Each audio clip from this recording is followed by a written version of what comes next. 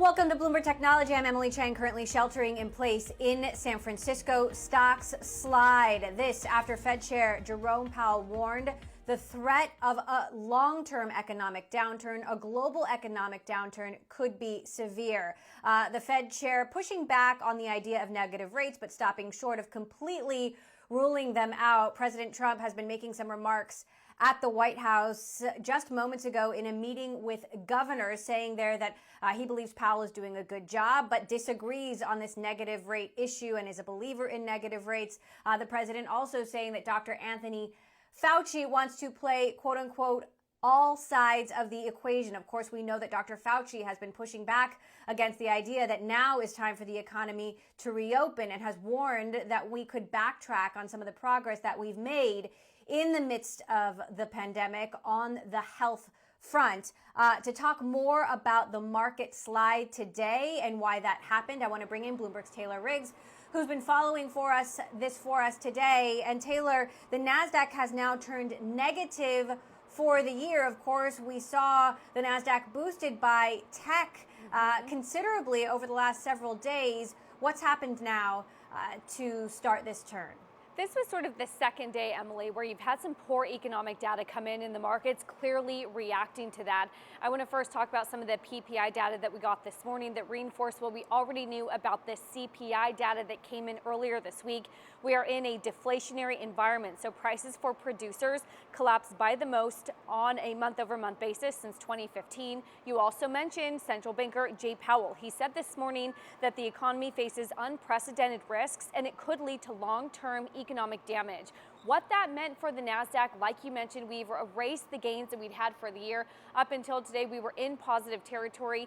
Given today's about 1.5% sell-off, you're now negative on the year by about 1.2%. As you mentioned, though, big tech has been the big outperformer. The Dow, the S&P were off 2%, 1.75%. So it really still is big tech that's hanging in there. But still, nonetheless, the rest of the market looks like it was certainly reacting to some of the negative news today. If we had seen a 2% decline on the S&P 500 today, which we didn't see, we were close, it would have been the 2 straight days of a 2% loss going back since March 23rd. That's the day the market bottomed out. So certainly some skittishness around those markets and that date today. And the president also saying just moments ago at the White House that he believes the Democrats' stimulus bill, Democrats proposing additional funding, which Fed Chair Powell had said could be helpful. Trump saying that would be dead on arrival, Taylor. Meantime, Cisco out with its earnings results, shares up slightly after hours. What are you seeing there? Yes. Turns out, at least with Cisco, that the drop in revenue was better than people thought. For last quarter, which was their fiscal third quarter, it looked like revenue and profit was better than expected. They're also looking at their current quarter, which is their fiscal fourth quarter. Revenue only down 8.5% to 11.5%. Analysts thought revenue could drop 12% in the quarter. So it is looking better. Chuck Robbins, of course, chairman and CEO, said that Cisco was working with organizations across the globe to help digitize their operations and support remote workforces at faster speeds and greater scale than ever before. So they are clearly benefiting and assisting in that transition to a work from home environment. Cisco, though, for themselves said that 95% of their employees are working from home, certainly confirming a trend that we're seeing pretty much in every sector at this moment. All right, Taylor, we talked about Uber and Grubhub yesterday. Bloomberg reporting that Uber has approached Grubhub with a takeover offer. Then today they sold $750 million worth of bonds, which fueled more speculation. What is the latest there? Yeah, so I think what caught people off guard is if you read through some of the bond documents, they said that the bond could be sold, or some of the proceeds from the bond issues could be used to help in an acquisition, along with some other general corporate purposes. So that had people sort of perking up their ears after the news yesterday, of course. I will say they do have about $11 billion of cash on the balance sheet, according to our analysts. So this $750 million of new debt due in about 2025 was being floated out there at a yield of about 7.5%, 7.75%. They do have a lot of debt outstanding currently in 2023. 2026 and 2027. That's according to our debt distribution model on the terminal. But they have about less than $6 billion in debt. So this would be certainly a raise at about $750 million or so. You have broadly seen corporations really come in and take advantage of low rates. I will say, though, at a triple C plus rated credit by S&P, this is certainly going to be a junk bond. All right, Taylor Riggs for us there. Thanks so much, Taylor, for breaking it down. Still ahead, we're going to have a conversation with Uber Senior Director of Product Management, Sachin Kansal, talking to us about some of the new safety measures that Uber has put into place as of today. Getting back to Cisco results, though, I want to bring in Daniel Newman of Futurum Group. Daniel, Cisco's, of course, always been a bellwether for the global economy, though we're in quite an abnormal period. What are your headline takeaways here and what that means for economic progress or the lack thereof as we come out of this pandemic? Yeah, we're certainly in a time that no company has experienced before, but we've seen how tech has weathered so far and shown a lot of encouraging data. We're going to see acceleration of digital transformation and investment. And Cisco is one of those companies that's certainly putting itself at the front. I thought the results this quarter were encouraging, as Taylor mentioned, beating on both revenue and on earnings. But I also thought it was going to be a good early indicator. This quarter wasn't entirely impacted here domestically and in many parts of the world by COVID, but we were starting to see it. So Cisco, showed strength. They showed strength in areas like their software, where subscriptions were going, and of course, recurring revenue is always a great indicator of a company's stability and able to weather this type of storm. The company has key contributions in areas like 5G and Wi-Fi 6 infrastructure, and as we see this work from home transformation go on, companies are going to be investing in these areas, and they're also going to be investing in security, which is an area that Cisco also really shines in. One other thing that really caught my attention too was the company made some really large contributions. I believe it was about a $250 million contribution to support COVID. This was cash and services. And a lot of these in this quarter was around some of their communication services. So WebEx, the company deployed a number of free services around the globe to help companies, schools, healthcare systems be able to continue to communicate. And despite all this growth, and anywhere from 2 to 4 times its user base, the company wasn't charging for much of it. So this is an area that I believe over the next few quarters could really end up growing. But I do think, Emily, we're going to have to look towards that result next quarter. But according to their guidance, they really are looking at a similar set of outcomes in terms of the decline of about 8.5 to 11% year over year, showing positive earnings. So between that and the fact that the company's got an improved cash position over last quarter, an improved operating cash position, it's encouraging for tech overall and for tech investment by companies that are really trying to be ready to deal with this new or next normal. Meantime, I want to get to more of these headlines coming out of the White House right now. The president saying that he believes schools should absolutely reopen. Dr. Anthony Fauci had said we shouldn't have a cavalier attitude about schools or think that children are immune to this virus. And we know that so many people simply can't go back to work if schools remain closed. As Cisco and Cisco employees continue to work from home, along with so many different workers at tech companies and companies around the world, does that have you concerned about productivity and output of these companies going forward? Yeah, certainly as we make the adjustment, as there are certain industries and certain types of roles where work from home, remote work, remote education is entirely plausible, and that's going to build some strength. But we know with retail not operating at 100%, transportation, education, certain investments in hardware and infrastructure are certainly going to potentially be impacted. But you look at where success and growth has come over this last quarter. You look at streaming services, on-demand services, collaboration, remote e-commerce and shopping. Cisco has a good position of being a provider of hardware and infrastructure that goes into these data centers, that supports the cloud companies, your AWSs and Azures.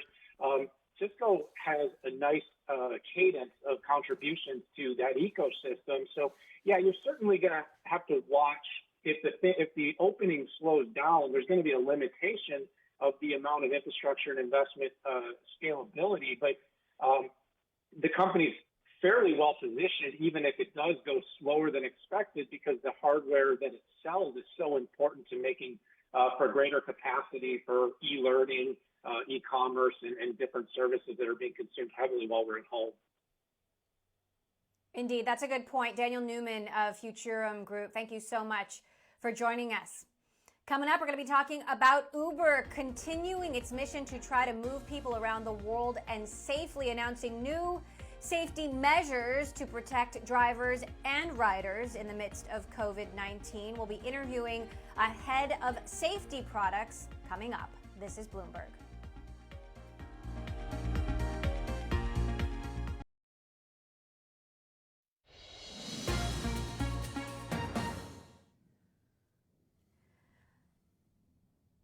Uber has announced new safety measures to protect drivers and riders as the country and countries around the world prepare to return to a new normal. Joining us now to discuss is Uber's global head of safety products, Sachin Kansal, joining us to talk about what Uber has unveiled today. So, Sachin, you led the team developing these safety products. Walk us through the guidelines. Obviously, now drivers and riders have to wear masks, and you put some checks and balances into place to try to make sure that that happens.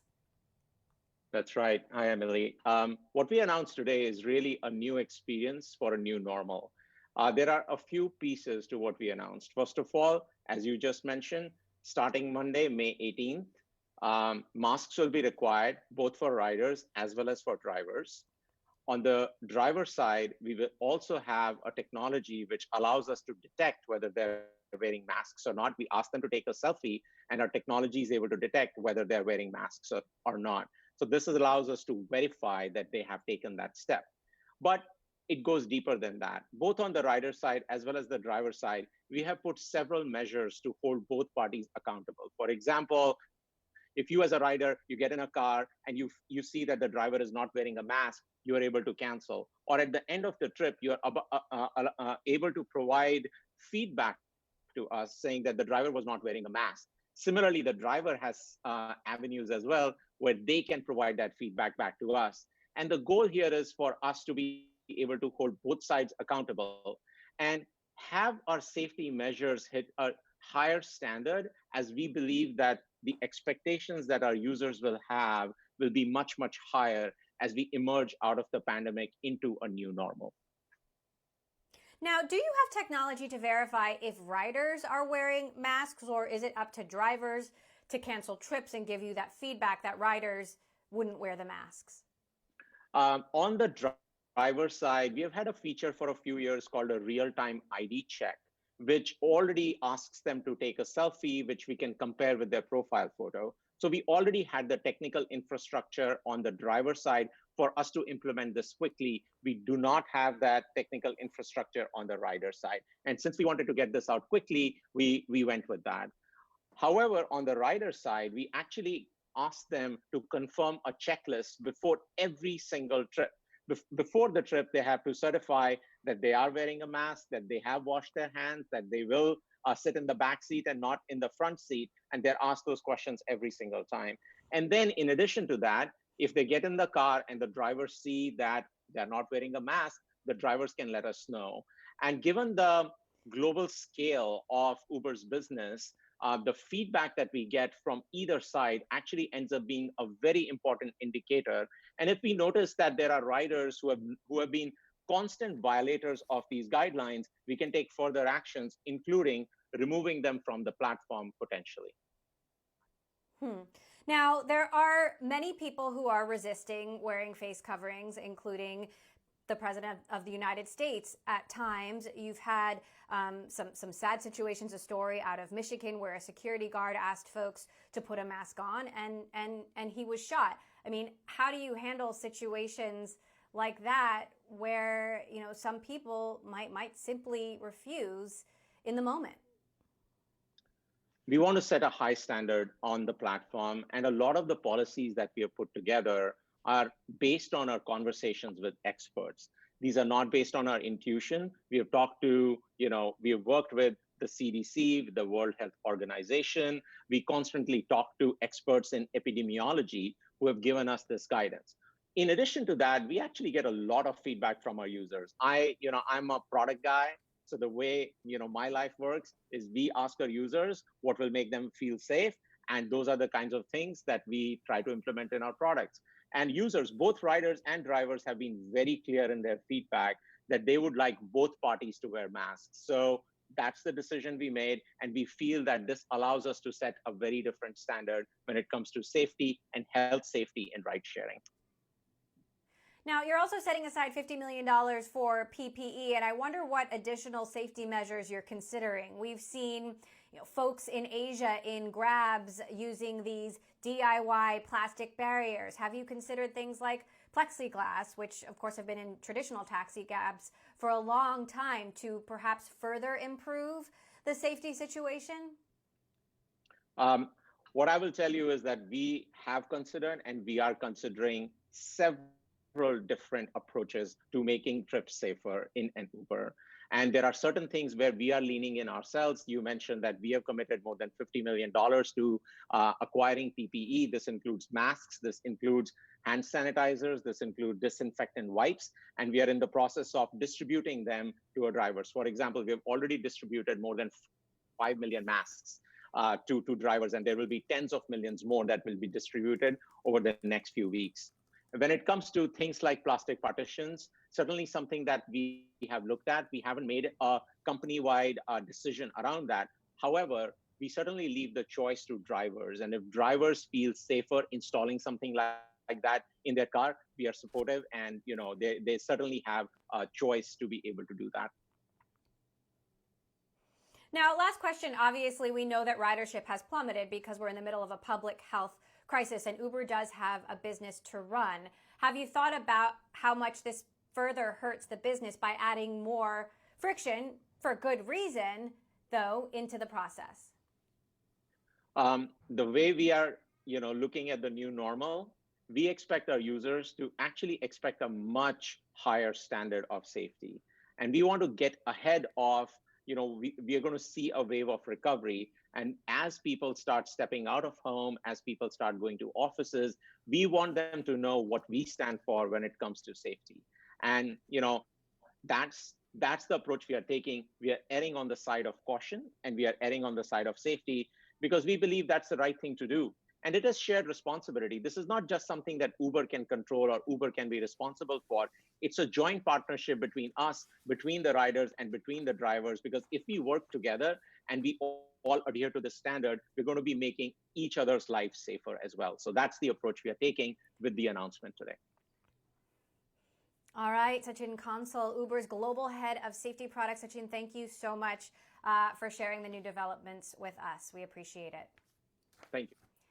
Coming up, the tables have turned. The pandemic has now driven movies that were due to release in theaters straight into the arms of Netflix. That story is next. This is Bloomberg.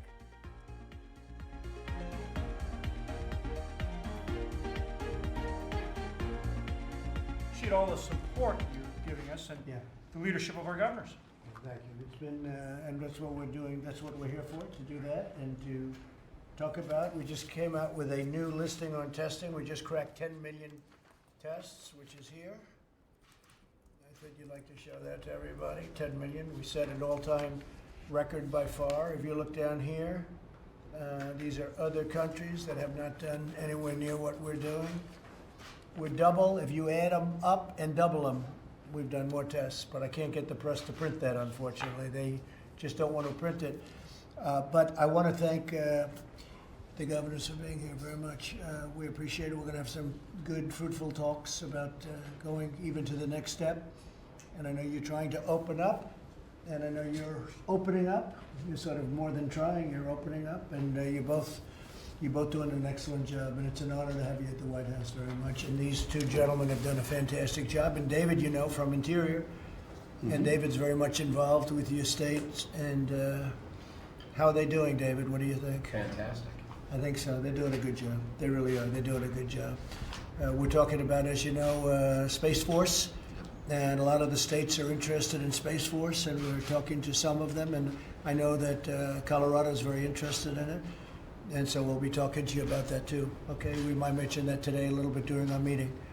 So thank you all very much. Thank you. Mr. President, what's your advice to administrators and school principals around the country in terms of their plans to reopen school and colleges in the fall? Oh, I think they should open the schools, absolutely. I think they should. And it's had very little impact on young people.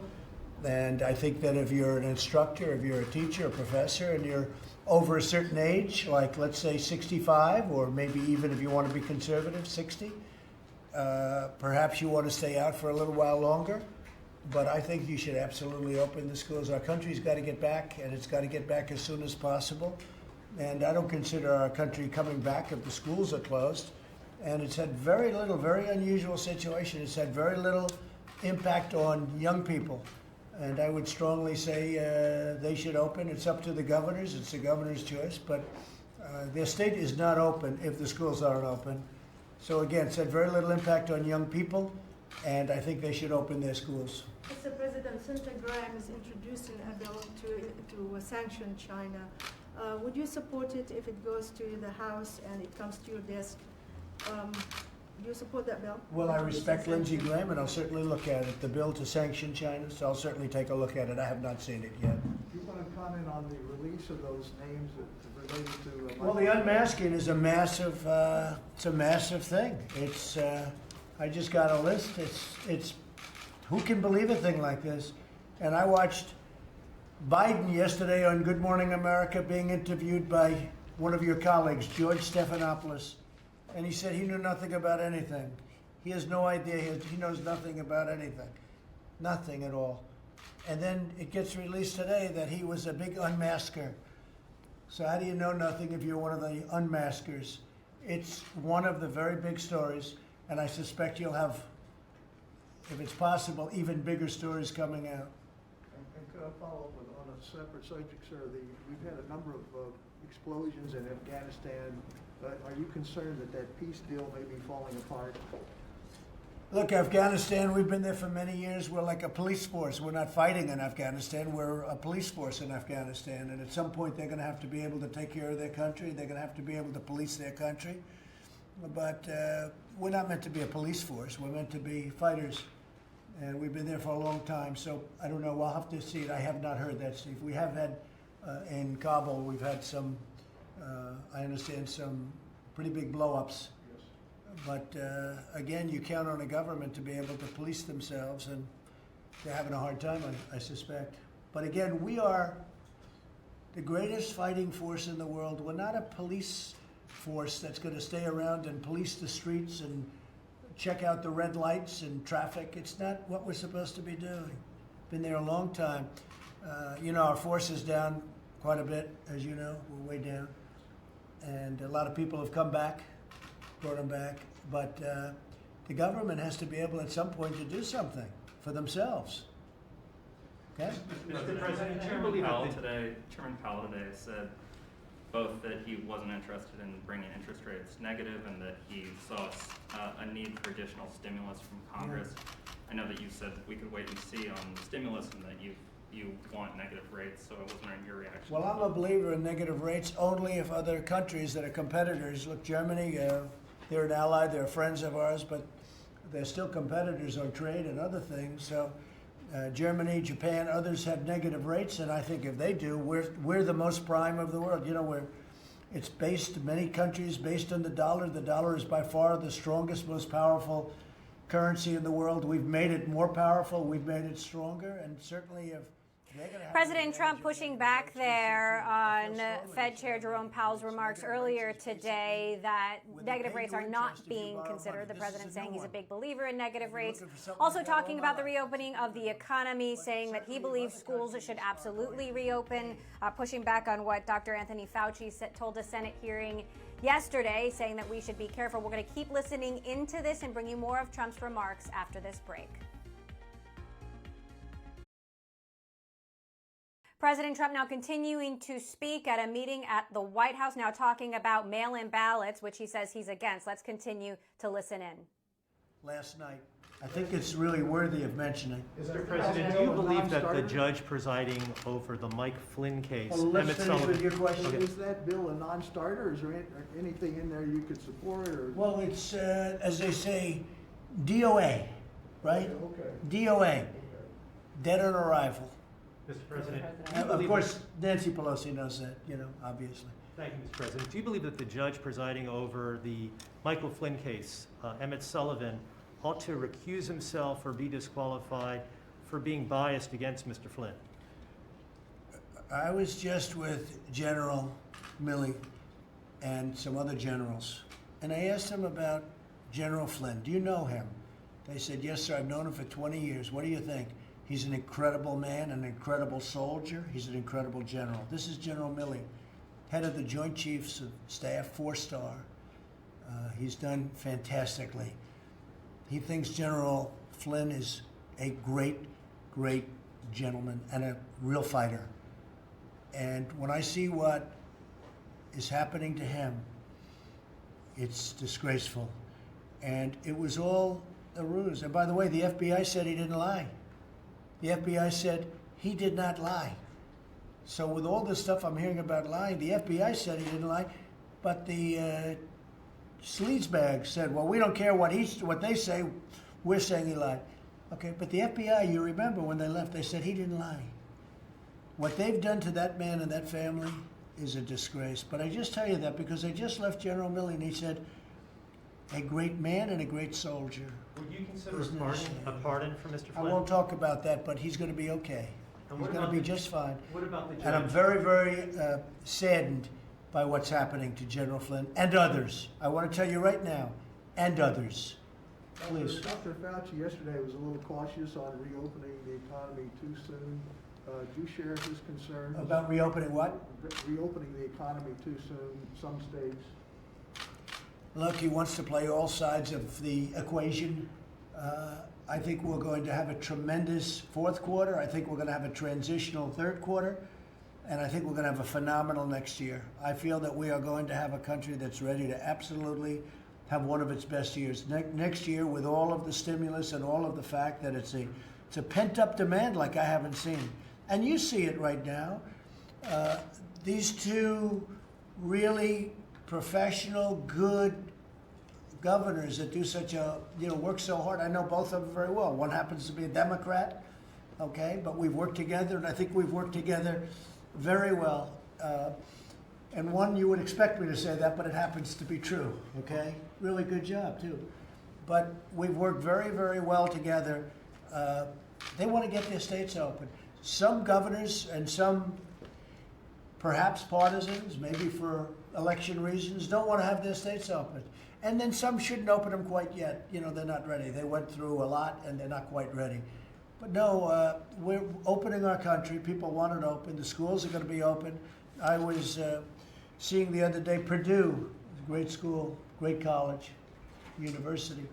And Purdue is opening and others are opening and they're all announcing it. These are young people. These are students, young students. They're in great shape. They're in great shape. Now, will you have an incident, 1 out of 1 million, 1 out of 500,000? Will something happen? Perhaps. But, you can be driving to school and some bad things can happen too. So, no, we're going to open our country. Sorry, We want it open. When you say Dr. Fauci is playing both sides, are you suggesting that the advice Well, he's giving to you is I was different? surprised by his answer, actually, because, it's just, to me, it's not an acceptable answer, especially when it comes to schools. The only thing that would be acceptable, as I said, is professors, teachers, etc., over a certain age. I think they ought to take it easy for another few weeks, 5 weeks, 4 weeks, who knows, whatever it may be. But I think they have to be careful because this is a disease that attacks age and it attacks health.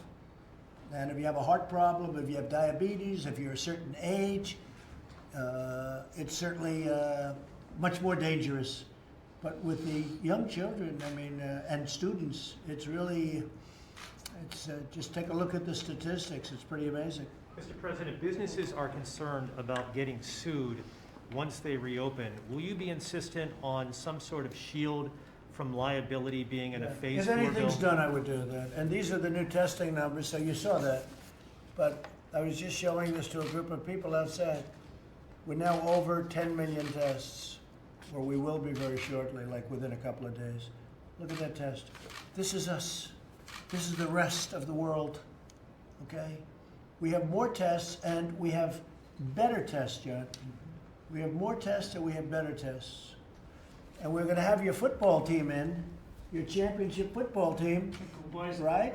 And we were, the Bison. And tell us a little bit about the team, first of all. You know, they won the championship, and we were all set to have them. And what happened is the plague came in, and because of the plague, came in from China. And because of the plague, we didn't have those great people. Well, we'll do a rain check, okay? But seriously, even if it's in a few months, we'll do a rain check. Tell them about the team, because it was a tremendous season. Well, I would just say that the team, and Senator Hoeven was here, Senator Kramer was here, the whole Quidel, but the First Lady was here, she says hi. Yeah. But you hosted them last year because they, again, won the national championship this year in January, and this is the 8th out of 9th year in a row they've done that, and they would love to get back here with the rain check. So I watched the game on television, the championship game. I didn't know too much about it. I don't get to watch too much of the television football games, right? And I'm saying, man, that team is really good. They were really good. And then I got a call from Doug, and I get a call from John. I get a call from our other very friendly senator, right? The three of them. And they said, do you think we could possibly honor the team? Because we honor the national champion. And my question was, how would your team do against the national champions? They were pretty good. LSU this year, right? Not a bad quarterback. Huh? Yep. How do you think? I don't know. You think okay, right? We open up against Oregon next year at Oregon. Wow. So then we'll be able to answer your question. That's pretty good. And that great LSU quarterback started his career playing flag football in elementary school in Fargo, North Dakota, so that's where he got his start. His dad coached him. Had a good start. Yeah, Burrow's dad coached him. We'll let the team know we're going to do a rain check. Yep. Okay? Fantastic. Okay. Mr. President, Yeah. what will happen to the public companies that don't return their PPP loans to the SBA by tomorrow's Well, deadline? we'll go after them very seriously, yeah. If there's any companies that got loans that they weren't entitled to, we'll go after them very seriously. They'll have big problems. Mr. President, what's your level of confidence that the Supreme Court will ultimately rule in your favor in the case involving your tax returns? I hope they will. I mean, look, it's, you have a situation where a president has to be able to focus on this. And, you know, when you're doing an audit, who would give, you know, in the old days, no president gave tax returns. A while ago, I mean, no president gave tax returns. But when you're under audit, who would want to give them? It's a very big thing. But it would also take time. It would take, and this, people are going to get, ultimately, people are going to be getting returns. They're going to see that. But I think, you know, I think it went very well yesterday. I thought it was, I have great respect for the Supreme Court. And I think the lawyers put out a very strong case. And from what I've read, it was a very strong case. Yeah, please. How long do you and the Vice President plan to stay apart, distance-wise? Well, it's an interesting question. I haven't seen Mike Pence, and I miss him. But he was in the room with somebody that tested positive, and he did not test positive. President Trump continuing to speak there at a meeting with the governors of North Dakota and Colorado, saying he hasn't seen Vice President Mike Pence in some time. Of course, we know that the Vice President's press secretary tested positive for the coronavirus, and staffers at the White House have now been required to wear masks inside the White House, so that doesn't necessarily apply to President Trump. The president also saying he believes that schools absolutely need to reopen, pushing back on what Dr. Anthony Fauci told a Senate hearing yesterday, that we shouldn't be too cavalier in terms of how we believe this disease affects young people. President Trump saying the disease has little effect on young people, but that he thinks professors, teachers who are older in years should be careful. Again, these remarks coming from a meeting with the president and governors. We are going to have more of Bloomberg technology after this quick break.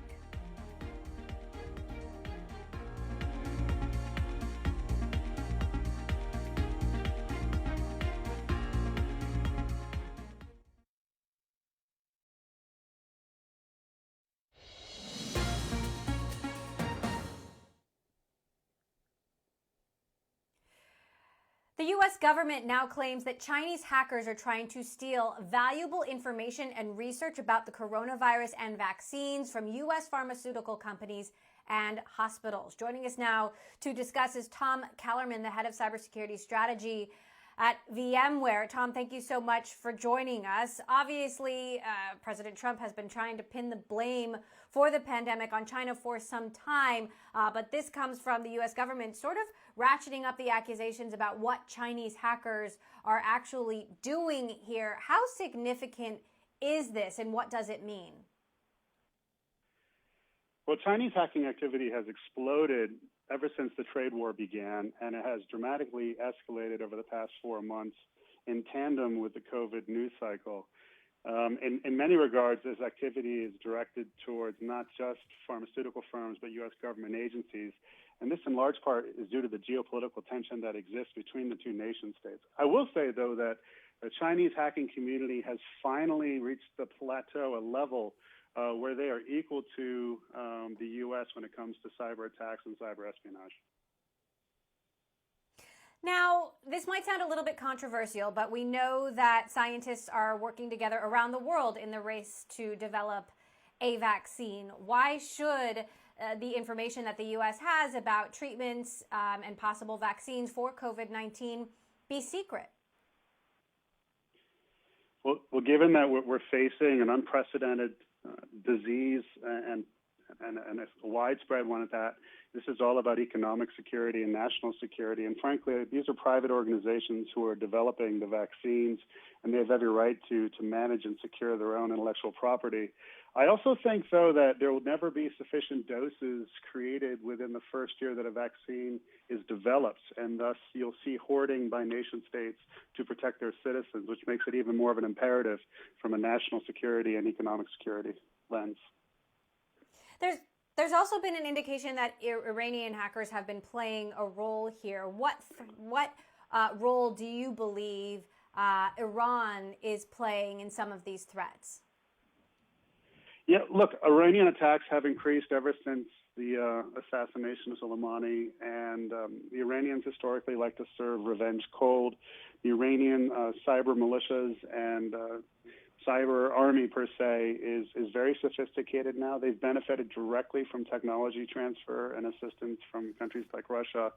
And it's a matter of time that they will serve up that revenge. But I'm very concerned about the security of the healthcare sector and the financial sector, for that matter, where we're seeing a 238% of increase of attacks against the financial sector just over the last 4 months. You've just released a lengthy report on the threat landscape in general, and you single out bank heists and attacks on financial institutions. What kinds of activity are you seeing there, and how serious is it? Well, it's dramatic. It's dramatic. I've never seen such an unprecedented level of a cybercrime wave. Cyber bank heists now are escalating into such hostage situations. They're not just robbing the banks or stealing monies, but they're commandeering the digital transformation efforts of the financial institutions and then using that website and that network to attack their constituencies. We have to appreciate the fact that hackers are fully aware that with all this work from home, that the major financial institutions and corporations of the world are much less secure than they were 4 or 5 months ago. And VPNs are not bulletproof for that matter. And they understand the utility of actually commandeering an infrastructure and then using it to attack its constituency because of that trust and confidence. But I will say, even ransomware, we're seeing a 900% increase of ransomware attacks against financial institutions. And not all of this ransomware is actually demanding ransom. Much of it's just used for destructive purposes to damage the integrity of data or to hurt that institution. I think many of our adversaries have fully appreciated that the U.S. hegemony is incredibly vulnerable right now, and our Achilles heel is cyber. So when you look at the cyber threat landscape more broadly, what are you most concerned about, especially given so much uncertainty, so much debate about how the economy reopens and economies reopen around the world, and just so many unknowns for an indefinite period of time? Yeah, there's two parts to that. So first of all, we are incredibly dependent on technology, as evidenced just by this interview. all organizations, corporations, financial institutions, and government agencies are implicitly trusting their technological communications and their operations to the next gen of the web. That being said, hackers now love to commandeer again, to conduct what's called island hopping, where they will hack that executive at home, tunnel into the corporation network, and then use the corporate network to launch attacks against their customers. And what's problematic is we're also seeing, in line with that, an increase of destructive attacks. So what happens when a major financial institution's infrastructure begins pushing destructive payloads against their constituencies, against their shareholders, et cetera?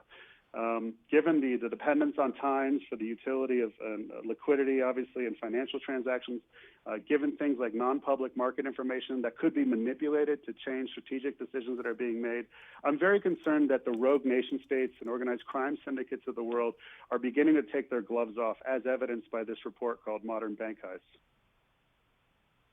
How well protected are U.S. institutions? You know, obviously we're talking about financial institutions, but some of these healthcare institutions, these pharmaceutical companies that are sort of accustomed to working on, you know, privileged and secret research. I mean, is the U.S. and these U.S. institutions, are they really prepared from a cyber perspective? No, they're not, frankly, because of work from home. Because of work from home, and because of digital transformation, and because of their dependency on managed service providers, because of the lack of cybersecurity professionals, and the upside-down governance structure where CISOs are still reporting to CIOs right now, no, they're not. Look, the banks are much more secure than all other industries, except for maybe the defense industrial base. But the banks are being targeted by the very best hackers in the world, who are using, fileless malware, which is a new form of attack technology, to penetrate those financial institutions.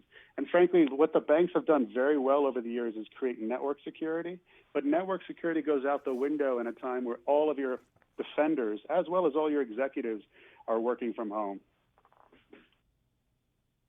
All right. Well, this is certainly fascinating and terrifying at the same time. Tom Kellerman, head of cybersecurity strategy at VMware, thank you so much for joining us. This is certainly a story that we will continue to follow. Coming up, has Elon Musk won Tesla's fight to reopen its California plant? We will discuss that next. This is Bloomberg.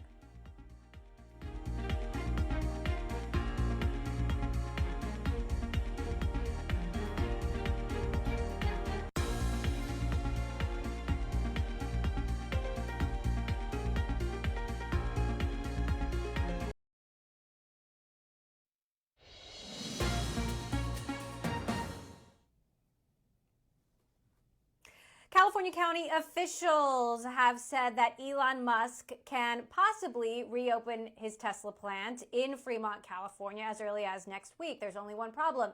Elon Musk has already opened that plant. Joining us now, Dana Hull, who covers Tesla for Bloomberg. And Dana, this story has been changing by the minute, but what is the very latest here? Yeah, so it basically appears that Elon Musk has won. I mean, the factory is up and running. Workers are back. They are making cars. And the county has sort of put out these very carefully worded statements saying that, like, if the health indicators trend in the right direction and if the company makes improvements to its plans, they'll be able to officially reopen next week. But, I mean, it's kind of a fait accompli at this point. The plant is already open, and there's no indication that they have been cited for violating the existing order. So it's a little bit of a ruse at this point. I mean, it's, earlier this week we were wondering if there was going to be some kind of stop work order or like a big showdown or a citation or a fine. But Musk basically said on Twitter on Monday that he was operating in violation of the county order. And as far as we can tell, there's been no real consequence to that. So for all intents and purposes, the factory is up and running. It does take a while to kind of ramp up to full production, so you'll see more activity in the coming days. But, I mean, it's basically back open, and Elon is very happy. Now, you've been talking to workers on the phone. What are they telling you? Do they feel safe? I think it really depends on who you speak to and where in the factory they work. And, keep in mind that, I mean, people have been out of work. They've been furloughed for quite some time. They're very worried about job security. and getting a paycheck. So a lot of people are back at work, even if they have some mixed feelings about safety. You know, one worker told me that he was kind of concerned about the lack of plexiglass on the assembly line, but I mean, it's very hard to put plexiglass on an assembly line, so I don't know what the alternative would be there. Tesla is taking the temperatures of employees. There is signage up about social distancing. A lot of workers are wearing masks, but it's still just like a big facility that has a lot of people in it. So just, you know, staying safe is just going to be a priority, I think, for workers individually. And, you know, obviously the company is going to continue to try to make strides to do that itself. Meantime, Tesla's shares have sold off a bit over the last few days, despite this, what you would think is good news for Tesla investors, that Elon Musk has prevailed here. Why is that? Part of what's been so confusing for investors is that there have been so many kind of mixed messages from state and county officials. You know, the county has been very slow to put out statements. Governor Newsom has largely dodged saying anything critical, but then today, the California Attorney General, Xavier Becerra, said on CNBC that, you know, the state would step in if needed. So everyone's sort of wondering, like, well, what exactly is happening? Is there another shoe to drop here? So I think just the muddledness of the state response has been a bit confusing for people. But the shares are still quite high, I mean, and are up an extraordinary amount for the year overall. All right, Dana, thank you so much for obviously continuing to cover every twist and turn of this Tesla story. I'm sure there'll be more to report in the next hour and tomorrow, so we appreciate all of your reporting. Bloomberg's Dana Hull there.